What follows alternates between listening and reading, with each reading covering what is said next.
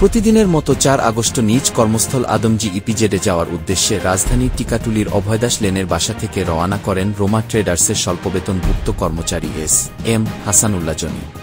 The life online কেনাকাটায় বিশ্বস্ত নাম।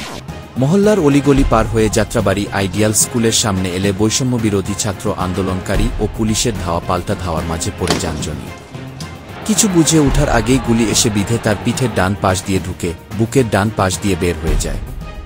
মুহূর্তেই লুটিয়ে পড়া জনিকে আন্দোলনকারীদের দুজন ধরাধরি করে নিয়ে যায় স্থানীয় একটি বেসরকারি হাসপাতালে।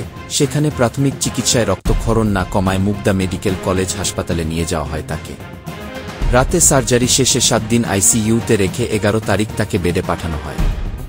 এ সময় আরও পরীক্ষা নিরীক্ষা শেষে ফুসফুসে কালো দাগ পাওয়ায় তাকে বক্ষব্যাধি হাসপাতালে স্থানান্তরিত করা হয় এবং বর্তমানে সেখানেই চিকিৎসাধীন রয়েছেন তিনি। এদিকে পরিবারের একমাত্র কর্মক্ষম মানুষটি হাসপাতালের বিছানায় পড়ে থাকায় আর্থিক অনটনের মাঝে পড়ে যায় পরিবারটি। ভরণপোষণের অনিশ্চয়তার মাঝে দরিদ্র স্বামীর চিকিৎসা ব্যয় মেটানো যেন মরার উপর খাড়ার ঘা হয়ে দেখা দিয়েছে তাদের কাছে। 6টার মতো বাজে অচেনা একটা নাম্বার থেকে ফোন আসে। তারা বলে যে হাসান নামের কাউকে চেনেন কিনা, উনি গুলিবিদ্ধ হয়েছেন। এটা বলার পর আমি দৌড়ে চলে যাই।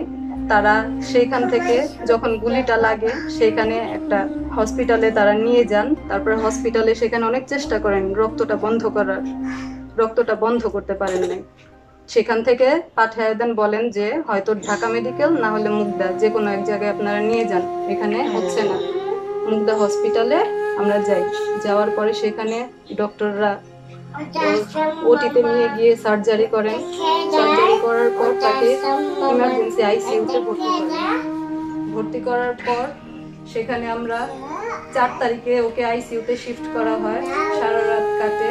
তারপরের দিন 5 তারিখে কোনো ডাক্তার সেখানে ছিলেন না। 5 তারিখে অনেক ইয়ের পর আমরা 6 তারিখ থেকে ভালোই ট্রিটমেন্ট পাওয়া গেল। ডাক্তাররাও আসলেন যথারীতি। আমরা সেখানে আইসিইউতে ছিলাম। 4 থেকে 11 তারিখ পর্যন্ত আইসিইউতে থাকে। তারপর 11 তারিখ দুপুর বেলা ওকে বেডে দেয়া হয়, ওয়ার্ড বেডে। আবার সেই 11 তারিখ থেকে 14 তারিখ পর্যন্ত আমরা মুগদা হসপিটালে থাকি চিকিৎসারত অবস্থায়।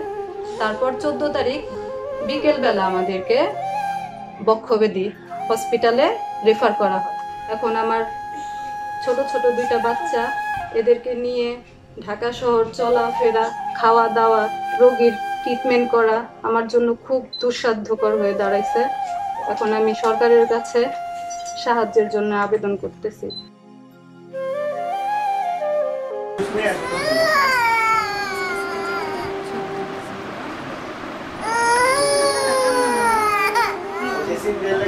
ছোট্ট এ শিশুটি বোঝে না বৈষম্য এবং অধিকার অনধিকারের ফারাক। কাজে যাওয়ার আগে তাকে ললিপপ কিনে দেয়া আর কাজ থেকে ফিরে এসে কোলে তুলে নেয়া, এটাই তার পৃথিবী। কয়েকদিন যাবৎ বাবাকে কাছে না পেয়ে কারণে অকারণেই তার কান্নাকাটি। অসহায় এ পরিবারগুলোর সহায়তায় দ্রুত সরকারি পদক্ষেপ নেয়া প্রয়োজন বলে মনে করেন নাগরিক সমাজ। আলাউদ্দিন হক, টিভি বাংলা। টিভি বাংলা, সময়ের সাথে সব সময়।